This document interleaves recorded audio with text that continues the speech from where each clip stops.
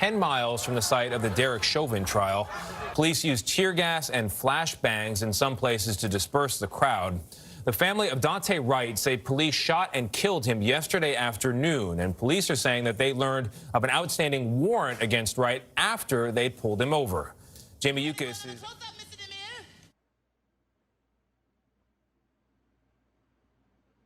Another black man shot, and another protest turned to riot.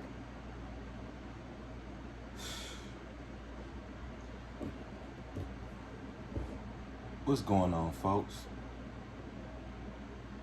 You gotta bear with me today because I don't even know how to approach this. I don't know how to approach it. It's becoming so frequent. I'm not even sure. I don't even know what to say, to be honest with you. I just felt like I had to say something because in this day that we live in, I believe we need people to stand up for what is right. And I think we need to develop a community of righteous people with good conversation. Now, with that being said, most people are aware of the video that I shown you before this video. Apparently, another black man, 20 years old, I believe, has been shot by police and killed. Apparently, let's just start off and say the body cam has not been released, which is something I'm going to get into a little bit later on. But from what I've just heard from the news, and we really honestly can't depend on the news for anything.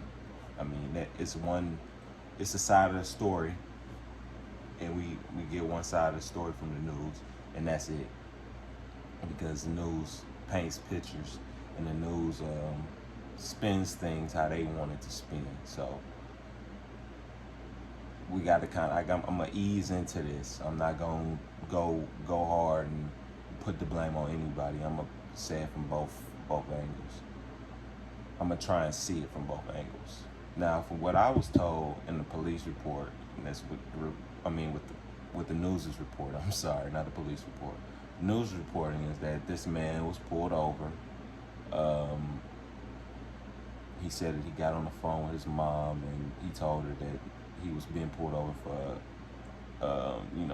things, air freshener hanging from his rearview mirror, which they can pull you over for that because I don't know the law, but I've been pulled over for that my damn self.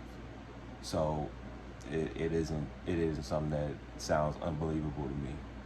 But apparently he was pulled over for that. Between the situation where he got on the phone with his mom and to when he was shot, we have no idea what happened. We don't know the conversation. We don't know the energy from either the cop nor the person being questioned at the time. We don't know what the dialogue was. We don't know if there was any ill intent from either the officer or the suspect being pulled over. So that's what we gotta sit and wait for the body cam for. That's what the body cam is for. That's what they have the body cam for, so that we can see everybody.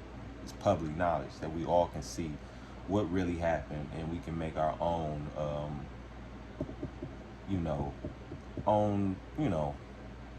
own summary of how we feel about the situation and how we think it should be handled.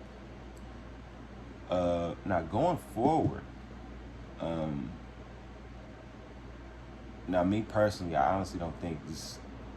I don't know. Like I said, I can't even say that. I can't tell you what I think because I rather see the evidence because it could have been anything. Anything could have happened. So I just be sitting here talking hypotheticals, and I'm not talking hypotheticals. But what I wanted to, like I said, apparently he said he got pulled over for that, and somewhere in between there, he decided to pull off on the cops. from what the news was reporting, he decided to pretty much run from the cops, pull off in his car. And from what the news report said, when he did that, the police officer drew his weapon and shot him. And then he continued down the block for about 7 blocks, and he crashed and ended up dying on the scene. If I'm not mistaken, he died on the scene. Very unfortunate. I don't know where it happened. I mean, like, I don't know when the altercation happened. I don't know when things escalated, because it seems to be always a point in these police altercations where things just go from 0 to 100 real quick. And I can't make the assumption. I don't know what was going through his head. I don't know why he pulled off. We haven't seen the body cam. I wasn't there, so I don't know why he pulled off. I don't know why the police officer decided to shoot this man when he was pulling off.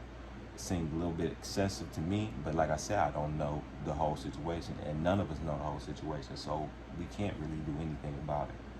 But the thing that is really caused me to do this video is we had people protesting the situation in the daytime, and from what I seen, it was peaceful protest. People were, of course, there's always some clowns. There's always some clowns. So I've seen videos where people were, like I said, protesting, which they had a right to do and the freedom to do, peaceful protesting, speaking their mind and how they feel. Nothing wrong with that. That's our rights. Black, white, Asian, alien, Vietnamese, it doesn't matter. You had a right to protest. Peaceful protesters, and your right. But like I said, it's always some buffoons. Whenever somebody's trying to do right, it's always a buffoon in the area. So of course I've seen videos, and we all seen videos of people jumping on cars and, you know, doing stupid stuff that has nothing to do with the situation. 9 times out of 10, they just out there just because they ain't got nothing else to do. So, but the thing that is really distorted me is the fact that they're rioting. Now, this is apparently the same area, not too far away from where George Floyd was killed. So it's the same area, basically, and we know these people are they down to cook the city. They ain't got no problem with that. So, but what I want to know is, but if we haven't got the body cam, if we don't know what really happened, how can we just assume the worst? You know. George Floyd incident is an incident that's passed on. They're on trial for this incident that happened a year ago. The trial's going on. I'm not going to talk on it. But after we seen the body cam, a lot of people's views of the George Floyd incident changed dramatically, instantly, because they seen the video and they made their own discovery that, oh, he was on drugs. He was fucked up. He wasn't complying. He didn't have his knee on his neck. He had his knee on his shoulder blade. All types of things, all types of analysis. But that's what I'm saying. When you get the body cam, and when we get the body cam, we can make a clear assumption and clear analysis of what really happened. So why are we protesting, which you had a right to? So I can't even say why are you protesting, but why are we rioting, and why are we even clashing with cops? Because we don't know what happened yet. And I can understand if, now don't get me wrong, like I said, I don't believe in rioting. I don't think that destroying our neighborhoods will solve anything. But it would make more sense to me to riot after we've seen the evidence, after we know what happened. Then if, okay, hypothetically, just because, hypothetically saying, the cop is calling him all types of N-words and, really disrespecting him and threatening his life, and then he decided to pull off and the cop shot him. Now that would be more justified reason to go and burn a city down, which I do not agree with 100%. That's stupid, 100%. But it would make more sense to me that after you've seen the body cam, you feel some type of way. So then you riot.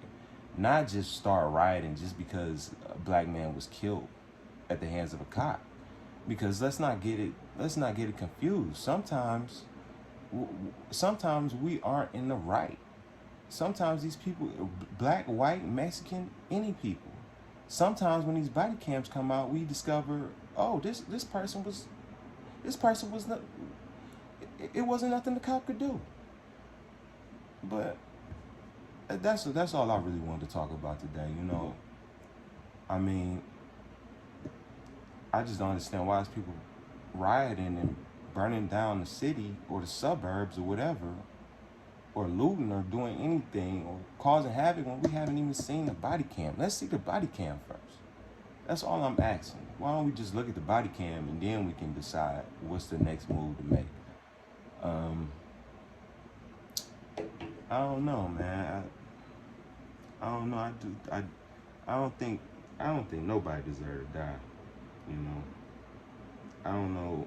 Like I said, I can't even blame the cop. I can't even blame this young black dude. Apparently, like I said, he had a warrant. They found out after the fact, after they pulled him over. So they wasn't even pulling him over for the fact that he had a warrant. They pulled him over for something else and found out that he had a warrant. And apparently he decided to pull off, and the police officer discharged his gun at him, and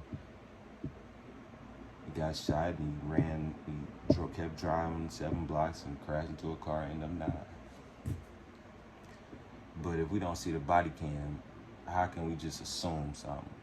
So that's something I think we all need to just stop doing. We all just need to just stop assuming shit, because you just making an ass out of you and me.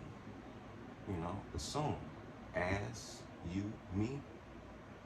So I just think we just need to stop assuming things and just wait for the body cam. Once the body cam come out, I don't agree with it, but if you want to decide to loot and rob and steal and kill, it would make more sense. Do it that way after you've seen the evidence, besides just going off of, oh, black man was killed, destroy the city, you know? What if this black guy was a fucking murderer? And you know, the thing about it is, you know, cops feel like their lives is in danger more than ever now. So they more, you know, more on edge. You know, they kind of not, they ain't more laid back. They kind of more like, oh, you gonna give me attitude, so I'm gonna give you more attitude. So you know, I don't know. I'm just tired of seeing people getting shot by police. But I'm tired of them spinning that narrative first instead of showing us the evidence first. Cause it's like, what is they trying to do? They know they got the body cam. Why don't they show us the body cam first? And you know, why don't they just come up with the body cam first? I don't know.